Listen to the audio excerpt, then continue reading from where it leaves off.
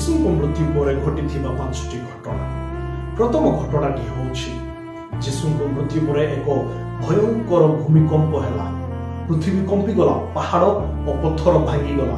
ଏହା ମାନବ ଇତିହାସରେ ଯୀଶୁଙ୍କ ମୃତ୍ୟୁର ଗଭୀର ପ୍ରଭାବକୁ ପ୍ରକାଶ କଲା। ମାଥିଉ 27 ପର୍ବ 51 ପଦରେ ଏହା ଲେଖାଯାଇଅଛି। ଦ୍ୱିତୀୟ ଘଟଣାଟି ହେଉଛି ଭୂମିକମ୍ପରେ ସମାଧି ଗୁଡ଼ିକ ଖୋଲିଗଲା।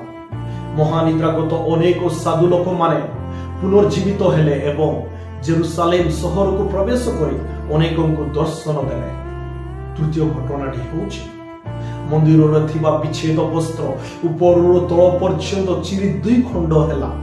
ଏହାର ଅର୍ଥ ହେଉଛି ଯେ ଯୀଶୁଙ୍କ ମୃତ୍ୟୁ ଦ୍ୱାରା ଏବେ ଲୋକମାନେ ସିଧାସଳଖ ଭାବେ ପରମେଶ୍ୱରଙ୍କ ପାଖକୁ ଯାଇପାରିବେ, ଦର୍ଶନ କରିପାରିବେ।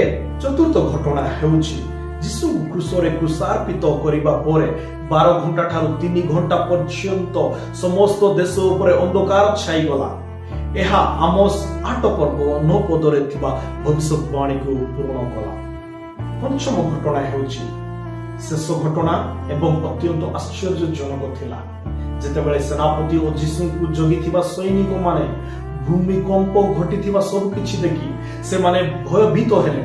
ସେନାପତି କହିଲେ, ନିଶ୍ଚୟ ଏ ମଣିଷ ଈଶ୍ୱରଙ୍କ ପୁତ୍ର ଥିଲେ। ମାଥିଉ ତାର 27 ପର୍ବ 54 ପଦ, ମାର୍କ ତାର 15 ପର୍ବ 39 ପଦରେ ଏହା ଲେଖାଯାଇଅଛି।